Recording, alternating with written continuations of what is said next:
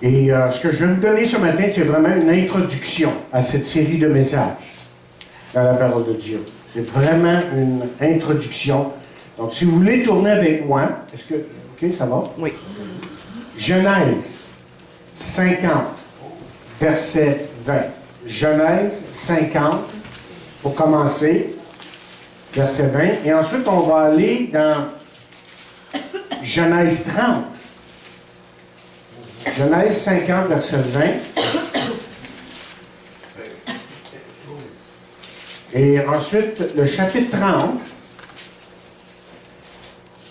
les versets 22 à 24. Et je vois que Bianca voit bien les versets devant elle. Pourrais-tu te demander de les lire? Tu les vois-tu bien?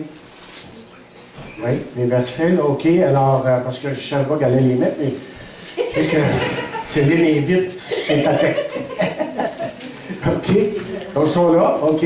Donc, on va les lire, OK. On va lire, on va commencer notre lecture. Et d'abord, on est dans Genèse 50, verset 20. Et ensuite, dans Genèse 30, 22 à 24. Alors, Bianca, lis fort, que tout le monde t'entende. OK. Vous aviez médité de me faire du mal. Dieu l'a changé en bien pour accomplir ce qui arrive aujourd'hui, pour sauver la vie à un peuple nombreux. Et ensuite, dans Genèse 30, versets 22 à 24.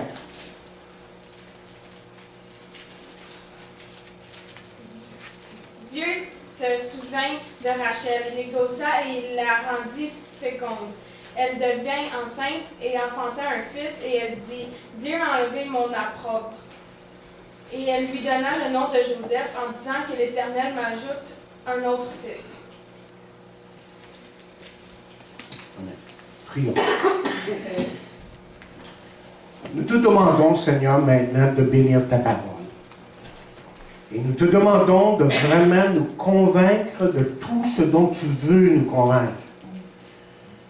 Que nous puissions nous approcher de toi, apprendre à t'aimer, à marcher avec toi, à nous soumettre à toi. Et donc que ce récit ici puisse parler à nos cœurs et nous emmener plus près de toi, et aussi les uns des autres. Apprendre à vraiment s'aimer les uns les autres. Comme toi, tu nous as aimés, et comme tu veux que nous nous aimions. Donc nous remettons cette parole entre tes mains. Pour ta gloire et ton honneur. Amen. Amen. Vous savez, la page de nos Bibles sont littéralement remplies d'histoires d'hommes et de femmes. Et pratiquement chacune des histoires ont un point en commun. Peu importe, chers amis, le personnage, qu'il soit roi ou paysan, prophète ou général, pécheur ou prédicateur, le côté sombre de leur caractère est dévoilé dans la parole de Dieu. Par exemple, Noé s'est enivré. Abraham, Isaac, Jacob mentirent tous les trois pour sauver leur propre peau. Moïse a commis un meurtre. David était coupable d'adultère. Salomon était un idolâtre. Pierre a blasphémé. Pierre a menti. Jean-Baptiste a eu des doutes quant à Jésus. Et la liste continue. Parce que vous voyez, les pages de la Bible sont pleines des péchés commis par les gens qui y sont mentionnés. Et les versets que nous avons aujourd'hui nous présentent un homme du nom de Joseph. Il était le 11e fils du patriarche Jacob. Le nom de Joseph signifie essentiellement « Jéhovah a ajouté ». Joseph a vécu 110 ans et aucun péché ne lui a jamais été attribué. Joseph a enduré les défis et les afflictions que la majorité de nous ne peuvent même pas imaginer. Et nulle part dans la parole de Dieu, dans la Bible, il fait mention que sa foi a vacillé. Et pourquoi? Parce que, chers amis, ses yeux ne se sont jamais détachés de son Dieu. Joseph a été dans un environnement privilégié, dans la maison de son père, par exemple, ou en train de languir dans une prison. Cet homme est demeuré le même homme. La souffrance, autrement dit, et les difficultés n'ont pas durci son cœur. Il demeura le même, peu importe les circonstances dans lesquelles il se trouvait. Donc, Joseph était vraiment un homme unique. Et c'est probablement pourquoi le Saint-Esprit, vous voyez, met autant d'emphase sur Joseph dans le livre de la Genèse. Parce que dans la parole de Dieu, on y consacre 14 chapitres sur la vie de Joseph. 14 chapitres pour Abraham aussi. Mais pour Joseph, il y a quand même 25% de versets de plus se rapportant à sa vie. Joseph était vraiment un grand homme de Dieu. Toutefois, bien que Joseph reçoive beaucoup d'attention dans l'Ancien Testament, vous savez que dans le Nouveau Testament, on ne mentionne que 4 fois. Donc, si on veut des informations, évidemment, sur Joseph, il faut vraiment regarder dans la Genèse. Une autre caractéristique qui se démarque de la vie de Joseph est le nombre de domaines ou le nombre de fois dans lesquels il représente ou est l'image de Jésus-Christ. Et vous savez, au fur et à mesure que vous étudiez la vie de Joseph, vous rencontrerez plus de 100 endroits là, particuliers où Joseph devient un type de Jésus-Christ. Et nous verrons à travers notre pèlerinage dans la vie de Joseph plusieurs de ces types. En plus d'être un homme de Dieu, et si vous permettez, du style de Jésus, l'étude de la vie de Joseph a une grande valeur parce que cette étude et la personne qu'est Joseph est un modèle de ce que chaque croyant devrait aspirer et travailler à être ou à devenir. OK? Par exemple, Joseph n'a jamais douté. Joseph n'est jamais tombé. Il ne s'est jamais plaint.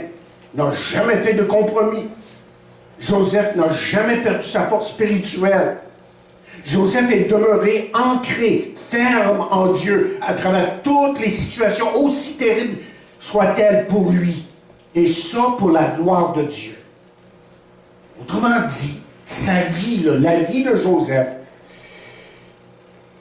est vraiment une démonstration de ce que c'est de marcher avec Dieu. Est une démonstration de la victoire de la foi, de la vraie foi. Et on en a déjà parlé dans le passé, ça.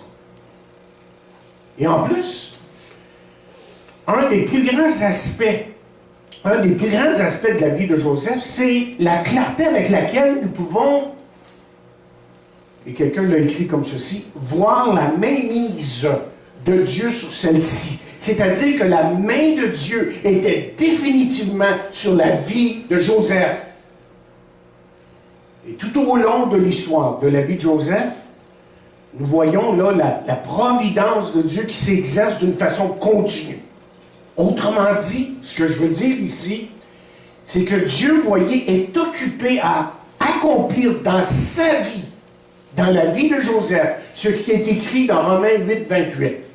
Et dans la Bible du Sommeur, on lit « Du reste, nous savons que tout contribue au bien de ceux qui aiment Dieu, de ceux qui sont appelés conformément à son plan. » Donc ce matin, n'en doutez jamais pour un instant.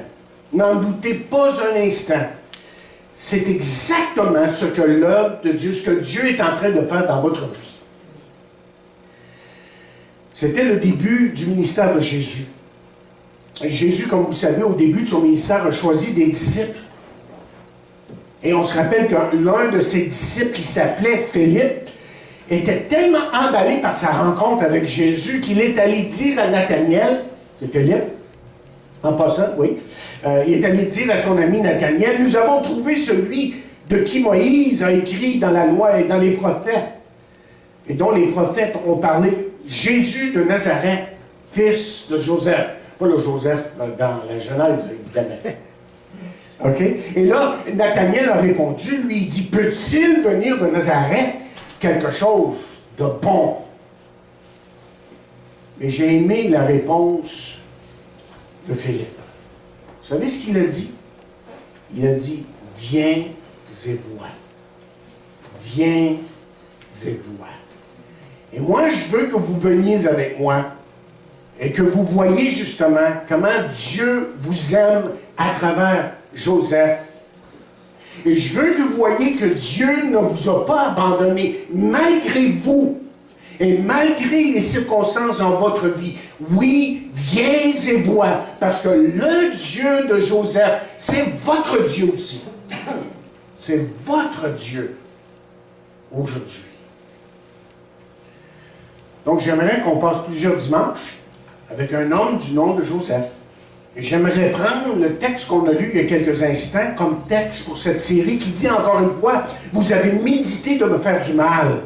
Dieu l'a changé en bien pour accomplir ce qui arrive aujourd'hui, pour sauver la vie d'un peuple nombreux.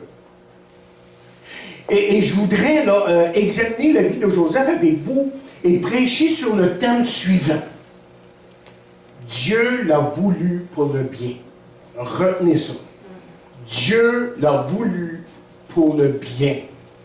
Et j'espère démontrer comment que Dieu peut utiliser chacune des circonstances dans votre vie, qu'elles soient bonnes ou mauvaises, pour être plus fort, plus mature, pour que vous puissiez vraiment marcher avec lui.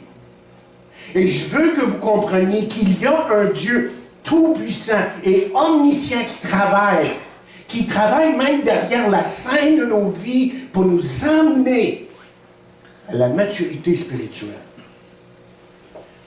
Donc, en ayant ceci dans notre esprit, jetons un regard pour commencer à la jeunesse de Joseph. Il y a eu une jeunesse, quand même. OK? Et apprenons, commençons à comprendre ce que Dieu veut nous dire là, avec ce thème qui dit Dieu l'a voulu pour le bien. Dieu l'a voulu pour le bien.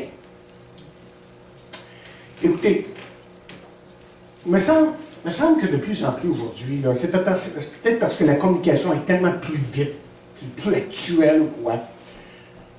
Il me semble qu'aujourd'hui, nous entendons souvent parler de foyers dysfonctionnels.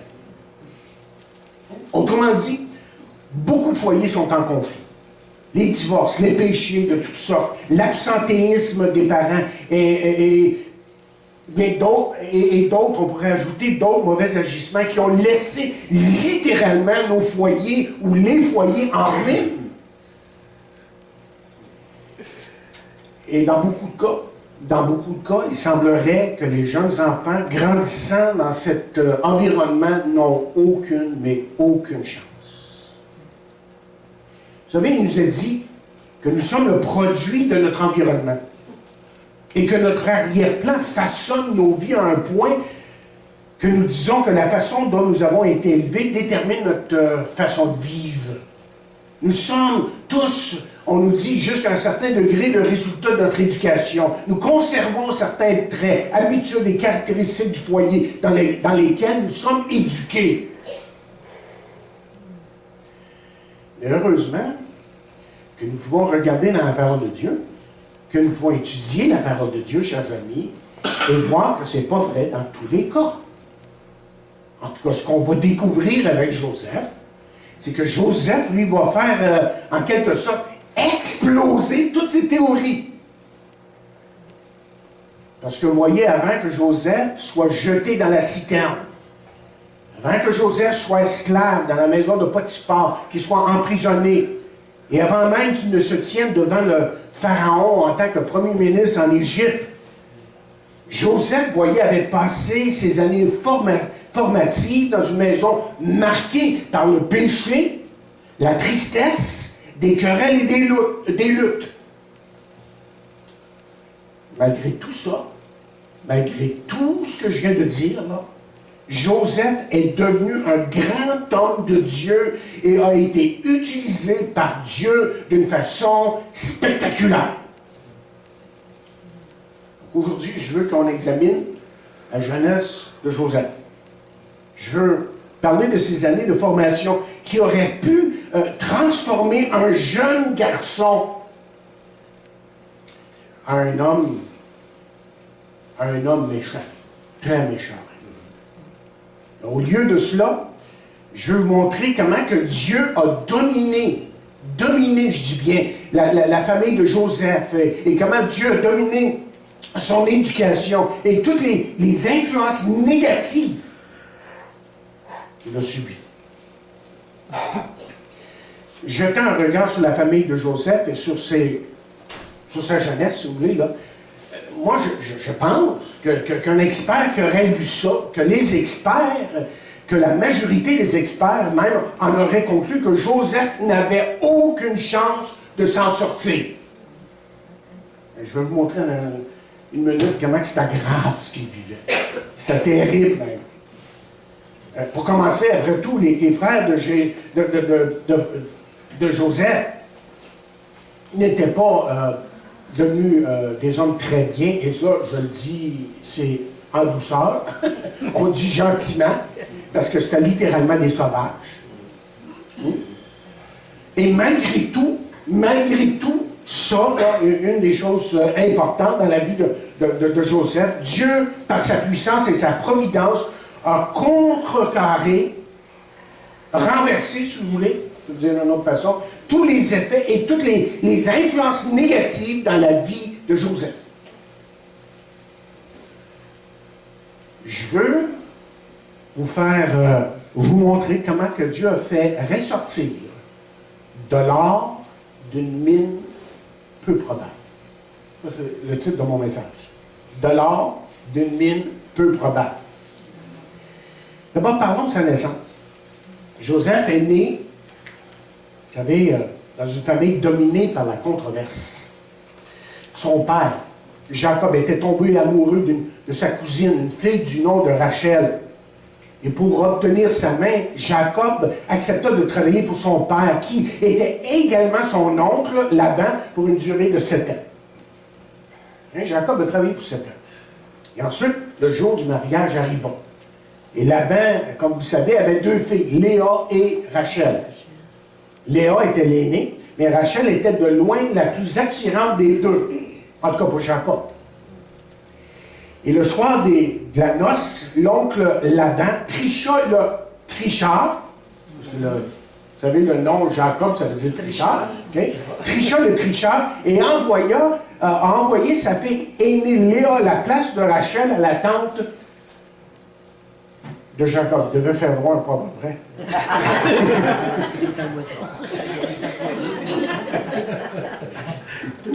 Et Jacob a passé sa nuit de noces avec Léa pour découvrir au matin qu'il avait été trompé.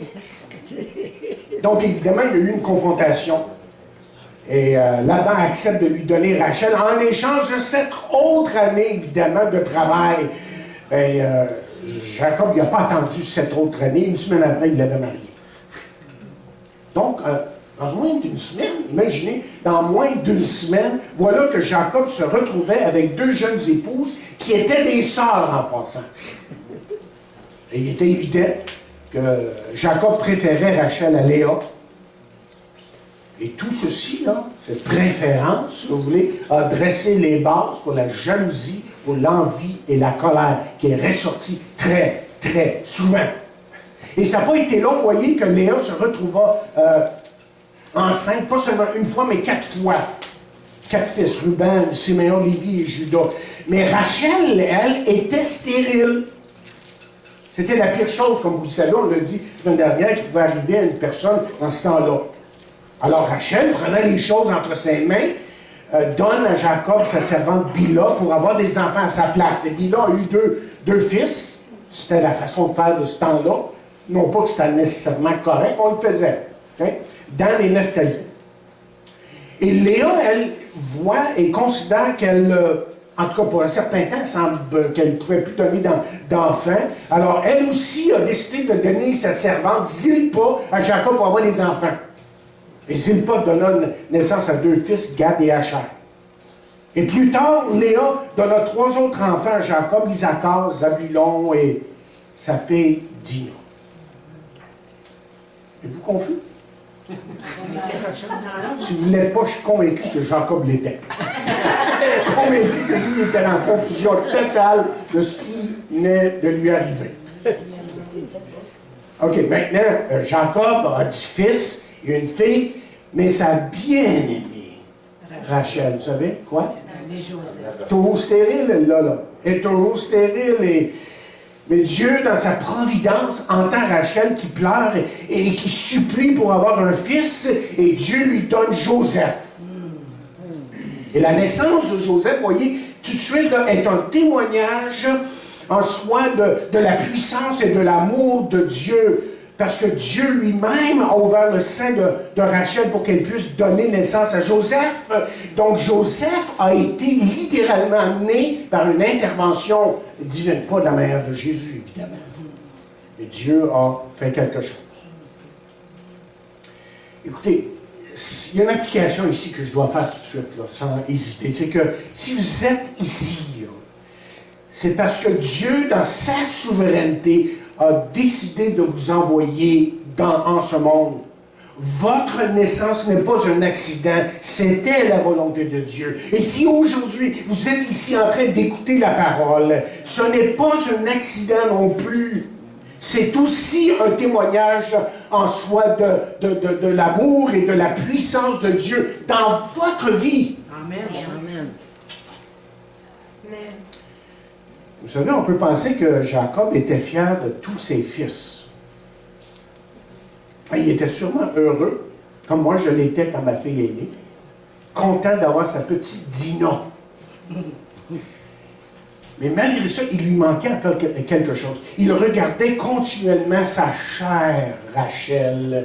Et sa chère Rachel ne pouvait pas avoir d'enfant. On revient en arrière un peu là. Et je suis sûr que ça lui a brisé le cœur, mais Dieu a entendu ses prières, évidemment. Et comme j'ai dit tantôt, Dieu a ouvert le sein de Rachel, et le petit Joseph en a un temps de grande réjouissance, une grande joie dans la maison de Jacob. Et ça, évidemment, c'est l'effet qu'un bébé apporte dans un foyer. Donc quelqu'un a écrit, ces petits dictateurs pissés sont nés, et ils dominent le foyer, mais ils apportent avec eux tant de joie. Satisfaction.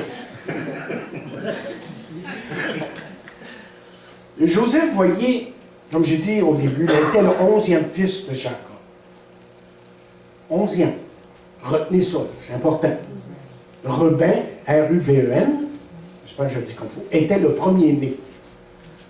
Et selon les apparences extérieures, OK, Joseph entrait dans la vie désavantagée. Je ne sais pas si vous le réalisez, ça. Hein?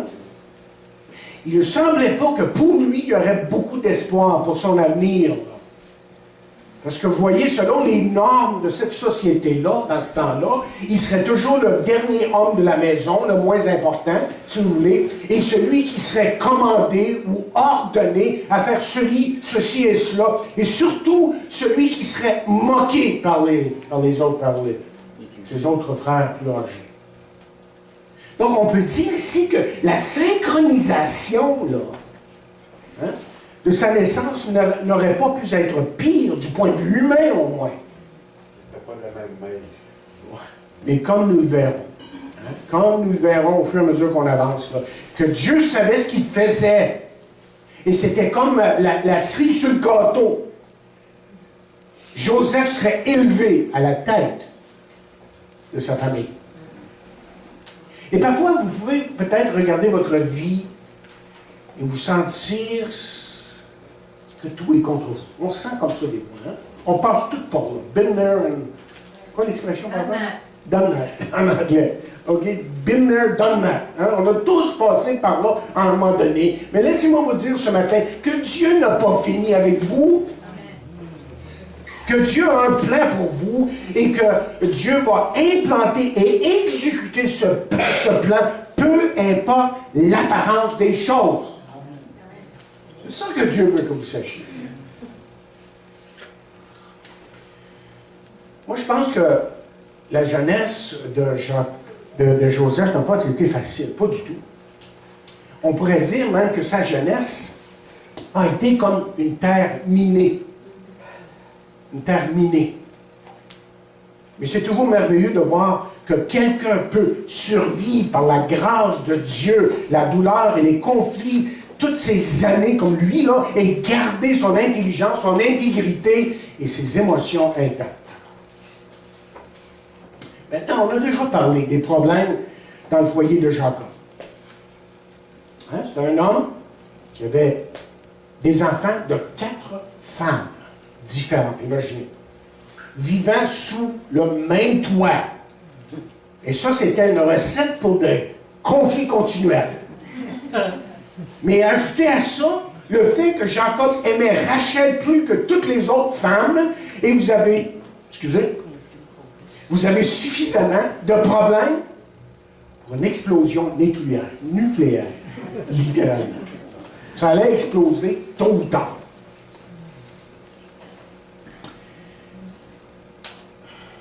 Écoutez, alors que Joseph était encore très jeune, Joseph et sa famille ont quitté précipitamment la maison du grand-père Laban. Se sont sauvés, selon ce qu'on lit dans Genèse 31, là, se sont sauvés sous le couvert de la nuit parce que Joseph était tout simplement tanné de ce qu'il subissait de Laban. Tout simplement.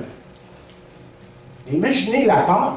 Imaginez la peur. Là, je vous décris sa jeunesse qu'il a vécue. Okay? Imaginez la peur là, lorsque le grand-père de Joseph prend la famille, quand le grand-père de Joseph, Laban, prend la famille en chasse, qu'il l'encercle, s'engueule avec Jacob, le père de Joseph.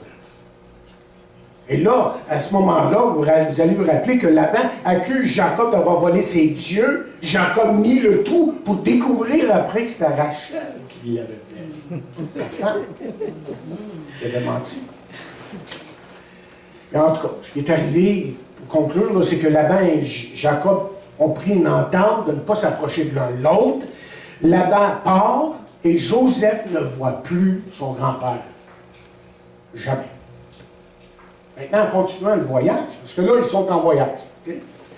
Joseph apprend que le frère de son père, Ésaü, eh bien oui, vient à la rencontre de la famille avec beaucoup d'hommes. Oui, mais des hommes armés. Wow! Parce qu'il faut se rappeler ici que Jacob a peur d'Ésaü, que Jacob avait volé son droit d'aînesse.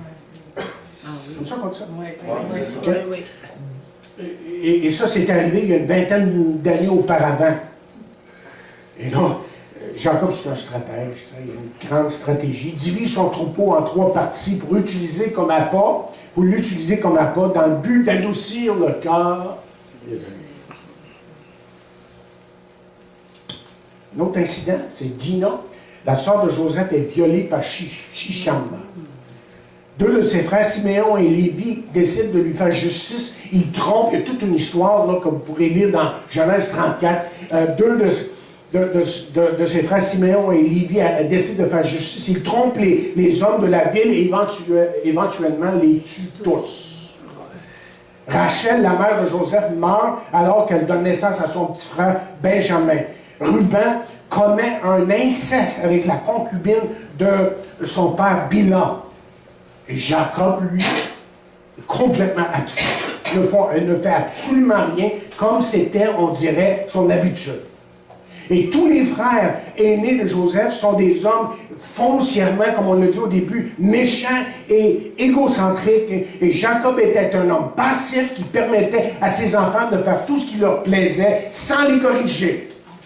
Et en plus, la cerise sur le gâteau, c'est que Jacob était coupable de favoritisme. Vous vous rappelez? Oui. Il a aimé Joseph plus que ses autres fils. Le point que je veux vous emmener, c'est ceci. Écoutez bien ce que j'essaie de faire. Je sais que ça a été long, tous ces détails-là, mais c'est une introduction. C'est que Joseph, ici, fut entouré par le viol. Joseph a été entouré dans sa jeunesse par le meurtre, l'inceste, la tricherie, l'intrigue, la jalousie, la mort et la haine. Et c'était un environnement tout à fait négatif, débile, si je peux dire, pour élever un enfant. Je suis convaincu que ici, même dans cette salle, il y a des gens qui peuvent regarder en arrière dans leur propre vie, là, et voir une quantité de problèmes là, dans la manière dont ils ont été élevés et éduqués. Et certains d'entre vous, je le sais parce que vous me l'avez dit, vous avez été élevés dans des foyers violents. La boisson a dominé votre foyer et ça a été extrêmement difficile. Ça a été la drogue et ça a amené littéralement pour certains d'entre vous à une vie d'enfer. Et certains ont même été physiquement et sexuellement abusés. Et en entendant ce que Joseph a vécu, là, je suis sûr que pour plusieurs d'entre vous, ça soulève de mauvais souvenirs en ce qui a trait à votre passé. Et je comprends ça. Mais laissez-moi vous encourager ce matin à mettre votre passé là, dans les mains de Dieu, d'un Dieu qui est souverain et d'un Dieu qui est tout-puissant. Faites-lui confiance pour obtenir justement la grâce nécessaire. La grâce nécessaire là, pour vivre avec ses souvenirs. Parce qu'on ne peut jamais oublier certaines choses. Impossible. On aura beau à dire qu'on est né de nouveau, mais il y a des choses qui nous reviennent. Alors, on reste humain. On reste avec ces souvenirs-là. Mais demandez à Dieu de vous donner sa grâce afin que vous puissiez vivre avec ces choses-là. Mais la force aussi de ne pas faire les mêmes choses. Amen. D'éviter les mêmes erreurs. Amen. On peut se poser la question, c'est où tout ça, là, cette tromperie, tout ça? Hein? D'où venait tout ce dysfonctionnement dans la vie de Jacob? Mais le temps nous manque pour tout expliquer, mais je vais vous le dire très vite, ça a commencé avec Abraham. Abraham, lui, a demandé à Sarah de mentir à propos de leur relation, dans Genèse 12e chapitre. Et le tout a commencé lorsque Sarah a donné sa servante Agar à Abraham pour qu'elle devienne sa concubine. Et le problème de cette famille, dans toutes les autres familles, est passé de génération en génération. C'est ça qui est arrivé. Et juste pour votre information personnelle en passant, voici comment faire de votre foyer un foyer dysfonctionnel. OK? Premièrement, être moins que vrai les uns envers les autres. Deuxièmement, être jaloux des autres membres de la famille. Troisièmement, démontrer du favoritisme parmi vos enfants. Quatrièmement, essayez d'aider Dieu à accomplir sa volonté dans votre famille. Aussi, décevoir ou tromper les autres pour obtenir ce qu'on veut. Sixièmement, opérer en dehors de la volonté de Dieu et en fait, vivre une vie de colère, de manipulation et de contrôle. Et vous verrez que vous aurez un foyer dysfonctionnel. Parce que vous voyez, lorsque le péché rentre dans une famille, dans un individu, il ne peut pas y avoir autrement que des choses comme ça. OK, mais tout n'était pas négatif là, dans la vie de Joseph. Tout était négatif. Là. Dans sa jeunesse, il y a eu plusieurs moments très positifs. Laissez-moi vous en donner juste quelques-uns, parce que le temps nous presse. Là, OK? Une nuit, Jacob envoya sa famille devant lui. Vous allez vous rappeler qu'il se retira pour prier Dieu au sujet de sa prochaine rencontre avec Ésaü. Il a paniqué, littéralement. OK? Et alors qu'il priait, vous connaissez l'histoire, je suis sûr, Jacob a eu une rencontre avec Dieu.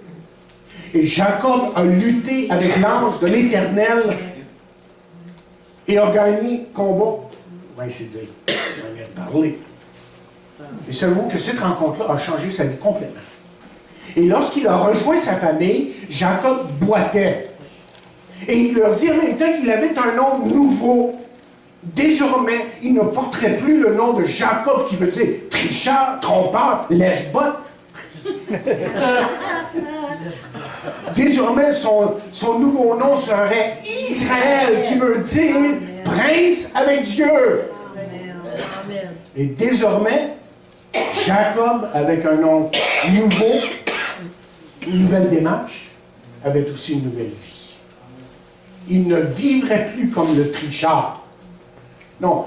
Et je suis convaincu que ces changements-là, rappelez-vous, Joseph est là, hein? Joseph visualise ces choses-là. Que ces changements chez le père du jeune Joseph sont des choses qui ont sûrement marqué sa vie et qu'il n'a jamais oublié. Ensuite, Dieu appelle Jacob à revenir à Bethel. Jacob demande à sa famille de se débarrasser des faux dieux et servir et honorer uniquement le seul vrai Dieu. Et tandis qu'ils sont arrêtés là, à Bethel, Jacob construit un autel, glorifie le Seigneur et témoigne de sa première rencontre avec Dieu. Et là, le jeune Joseph n'a sûrement pas oublié ces leçons-là et les témoignages qu'il a entendus de la puissance et de l'amour de Dieu dans la vie de Jacob et de toute sa famille. Genèse 35 nous dit que cette famille fut divinement protégée tout au long du voyage. Ils étaient entourés de tribus guerrières, mais ils n'ont jamais été attaqués. Intéressant. Parce qu'on se faisait la guerre si facilement dans ce temps-là, on se tuait comme des bébites. Comme on tue des bébites, comme on dit. OK? Et ça a dû impressionner Joseph de voir ce que Dieu est en train de faire, là. Et comme je l'ai dit tantôt, si nous regardons d'assez proche, la majorité d'entre nous avons un passé bien, qui n'est peut-être pas celui de Joseph, mais certaines choses qui ont laissé leur marque dans nos vies, n'est-ce pas? On a tous ça, dans quelque part. Malgré ça, si nous regardons en arrière, vous voyez, la majorité d'entre nous avons pu voir à certains moments la main de Dieu dans nos vies, même à un jeune âge. Amen. Même avant que vous veniez à Jésus-Christ. Dieu était là, en train d'agir. Je peux, moi, me souvenir de prières et de certaines réunions dans l'Église et de personnes que je connaissais qui étaient vraiment engagées avec Dieu, qui étaient vraiment chrétiennes, qui étaient vraiment authentiques. Et comment que ces gens-là ont marqué ma vie, et j'en parle encore aujourd'hui. On doit remercier Dieu pour ces moments qui ont été difficiles, oui, mais qu'en dépit de la noirceur et du péché, que Dieu a fait quelque chose, que Dieu a révélé sa puissance, que Dieu a révélé son amour et sa gloire et sa puissance et tout le reste dans nos vies. C'est une autre chose à dire. Écoutez, vous ne pouvez pas le sous-estimer l'importance des influences positives sur la vie d'un enfant. Dans le cas de Joseph ici, hein, les influences positives semblent avoir eu un impact beaucoup plus grand, si vous voulez, que les influences négatives. Mais ça, chers amis, c'est l'œuvre de Dieu. Dieu est toujours à l'œuvre. Il n'arrête jamais, lui-là, là. Et je crois qu'on peut dire la même chose pour nous. Que Dieu est toujours à l'œuvre. Ce matin, je veux terminer ce message en vous racontant une histoire. Je la résume parce qu'elle est assez longue. Mais je vous la raconte parce que je pense que ça résume l'histoire de Joseph. Que c'est exactement ça qu'on va voir dans sa vie. Et que j'espère que c'est ça vers quoi nous allons aspirer. C'est l'histoire de William Borden. Je vais vous la lire. William Borden, Bill Gordon, savait qu'il allait hériter d'un beau patrimoine. Quand cette richesse lui est échue, il sut aussi qu'il allait donner aux missions des milliers de dollars. Il a donné 1 million juste à une mission. En 1904, âgé de 16 ans, il réussit son bac et partit pendant 1 an voir le monde. C'est pendant ce voyage que le but de sa vie prit forme et que sa vision de l'avenir connut un tournant décisif, car il accepta l'appel du Seigneur l'invitant à devenir missionnaire. Son père mourut peu après, alors que Bill était encore à l'université. Sa famille espérait qu'il allait reprendre l'affaire familiale, mais il avait pris sa décision. Il était prêt à abandonner richesse et fortune. Même une fortune qui pourrait être employée pour la gloire de Dieu. La question tranchée. Il écrivit sur la dernière page, à la dernière page de sa Bible, aucune réserve. Aucune réserve. Bill venait de terminer ses études au séminaire quand ses amis et sa famille lui suggérèrent une alternative. Vous voyez, il voulait aller en mission. Pourquoi ne pas rester aux États-Unis et servir Dieu comme pasteur? En tant que pasteur, il pourrait sûrement changer bien les choses, former et envoyer nombre d'autres personnes en mission. Pourquoi t'exiler si loin en terre étrangère, plaidèrent-ils? Alors Bill, William, pria et ajouta à l'inscription figurant déjà dans sa Bible. Aucun recul. Il priait constamment pour que la volonté de Dieu s'accomplisse en sa vie. C'est ainsi qu'il partit pour l'Égypte avec la bénédiction de la famille. Nous étions tous tellement certains que son ministère serait long et utile, dit plus tard sa mère. Mais 4 mois à peine après son arrivée au Caire, Bill tomba malade et mourut. Il eut la méningite, je ne me trompe pas. Une vie gaspillée, vous direz, mais pas dans le plan de Dieu. Parce que vous voyez, dans sa Bible, à la dernière page, sous les autres inscriptions, on pouvait lire aussi les paroles « Aucun regret ». Wow! Laissez-moi vous poser la question en terminant. À quoi ressemble votre vie? À quoi ressemble votre vie? Je pense que Joseph aurait pu le dire ici. Aucune réserve. Et vous allez le voir. Aucune réserve pour Joseph. Aucun recul. Aucun regret. Et vous, qu'est-ce que pouvez-vous dire de votre vie? Qu'est-ce que vous allez être capable de dire? Vous avez besoin de Jésus. Quelques-uns l'ont témoigné ce matin. Sans moi, vous ne pouvez rien faire. Essayez pas par vous-même. Laissez Christ prendre le contrôle de votre vie. Laissez-le dominer et vous remplirez de son amour et de sa grâce. Et vous serez un homme comme Bill Borden ou Joseph, le fils de Jacob.